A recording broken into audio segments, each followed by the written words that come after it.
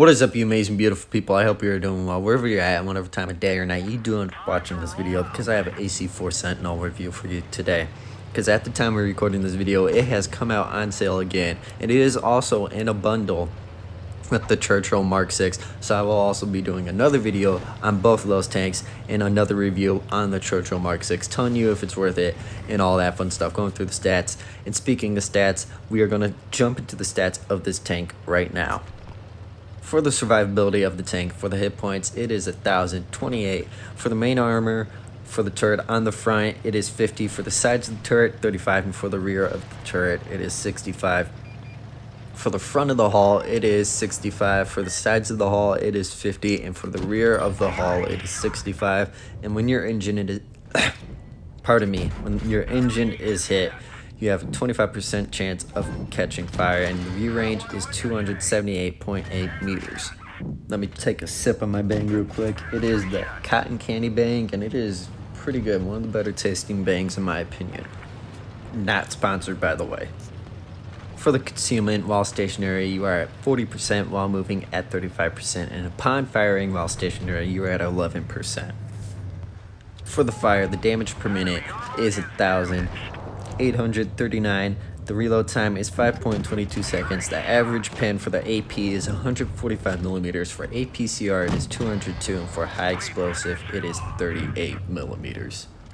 For the average damage with the AP, you have 160 for APCR, 135, and for high explosives, 200. The aiming time is 3.4 seconds. The dispersion at 100 meters is 0.326, and for the gun turn limit, basically for the elevation, it is 20 degrees. For the gun depression, it is 9 degrees.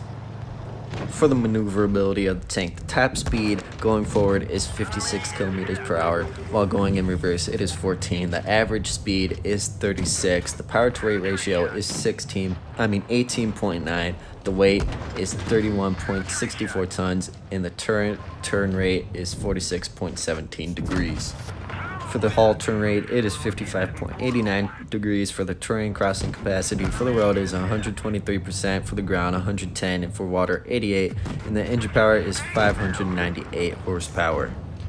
So basically, in my opinion, based off the stats and how it feels playing the tank, it feels like an E8. It feels like another Sherman tank, and I believe this was based off a Sherman tank. I could be completely wrong, but like actually in real life, I think this is the Australian version of the Sherman tank. I could be completely wrong, but from what I've heard and what I've seen before, this is the Australian Sherman basically. And for this battle, we do get the first class, 2,000 damage, okay-ish credits, and 2 tanks destroyed. From what I've noticed, this isn't the absolute best credit maker. It still makes decent credits, but it's not like top-of-the-line credit maker for a premium tank.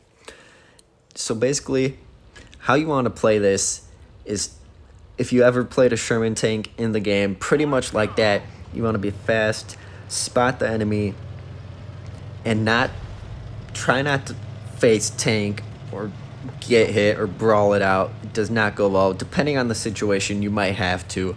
It all depends on the battle situation, but overall, how you want to play the tank, that is not how you want to play it. This is more of a support or spotting tank.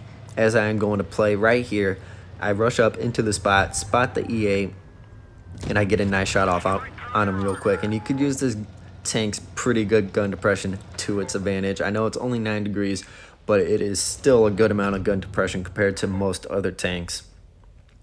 And there's the KV-1S, and you do want to play this more as a, I want to say full-blown sniper, but a little bit of a sniper and a support tank. Let your heavies go out, or some other guys go out in front of you, and you want to sneak those shots off, as I did right there with the KV-1S. Hit them, set them on fire, and take them out of the game.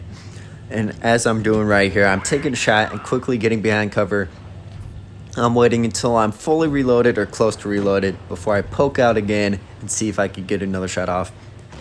Right here, it looked like I could push up, so I push up a little bit, get a shot into that E8, and now I know I'm going to have to trade shots because I am up close, and I'm willing to take that risk, but the SU is pushing up. I was not ready for that yet, so I do back up behind this mound here, And I know if he is able to push up behind our teammates right there, they are pretty much screwed. So I have to keep on fire on the SU, or else this side of the flank pretty much falls. He decides to push up. Luckily, he did bounce me, and I take him out. And if I did not bounce that shot right there, that E8 would have taken me out of the game.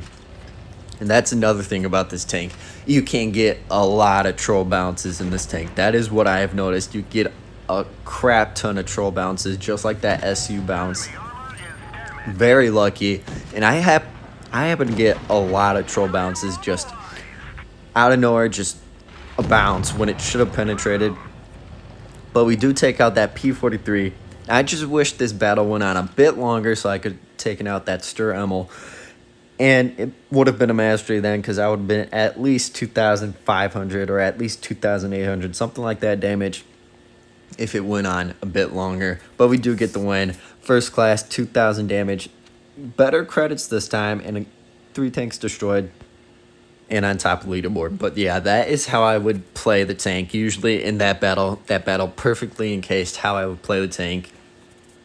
At first, play it safe. Go ahead, quickly get to a spotting position, spot the enemy tanks, back up, get some sneaky shots off, like from a distance, just picking off enemies, whittling their HP down little by little, and then poking out, getting shots off, and quickly getting back to cover before anyone can hit you.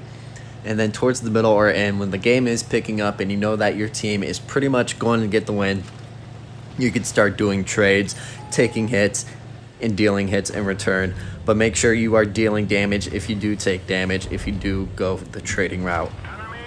But for this battle, right away we go over to base C, and I got a shot off on that AMX, and he did not hit us in return. Tried to get a shot on that VK, but we ended up hitting the AMX instead. That's okay, it's all fine and dandy as long as I am hitting the enemy team. Now the Chaffee is going to push up and get absolutely annihilated by that enemy SU right there. And I'm going to push up not quite in a spot. I know if I push up exactly where he was, I'm most likely going to get annihilated, but now I could use his dead body as cover. And I hit that VK and I set him on fire, dealing almost 400 damage. I will take that any day of the week. One shot with 100 damage in a tank like this, where Alpha usually just goes up to 160 damage. But now I see the KV2 is on his lonesome, and he is asking for help, so I'm going to try to get some sniping shots across the valley here and hit the heavy tanks. Somehow the Tiger 1, the shot on his side bounced, but I get a shot on the eraser. Tried to get another shot, but he moved out of my line of sight before I could. There's the Nashorn. Tried to get a shot on the move, but I dipped down before I could get the shot off. But I am able to get one off before the FV does take out the Nashorn.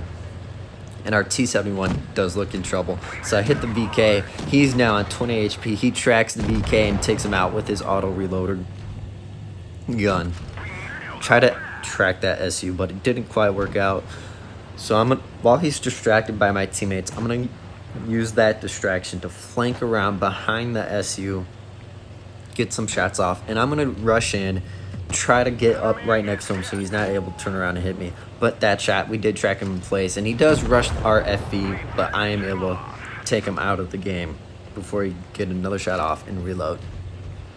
So right now, there's only 3 enemy tanks left, 1 medium tank on our team, 2 heavy tanks on our team, and 1 light tank on our team. Now there's the Eraser, he's down by base B, and last I saw the Tiger 1 was still up here around A, and the Churchill, I have no idea where he's at, but I'm assuming he is up here around A somewhere. So I'm going to flank around. There's Tiger 1, he's still up here, and right now I'm thinking I could sneak up behind him and quickly take him out of the game, since I have the adrenaline rush back, my bad. And the Churchill dipped down, and the Tiger 1 quickly followed him, so I was not able to flank around in time to get shots off. So I decided to start capping base A. Since we already have base C and the enemy has base A, might as well cap it out so we could get 2 bases and get ahead on the points while the enemy team only has base B.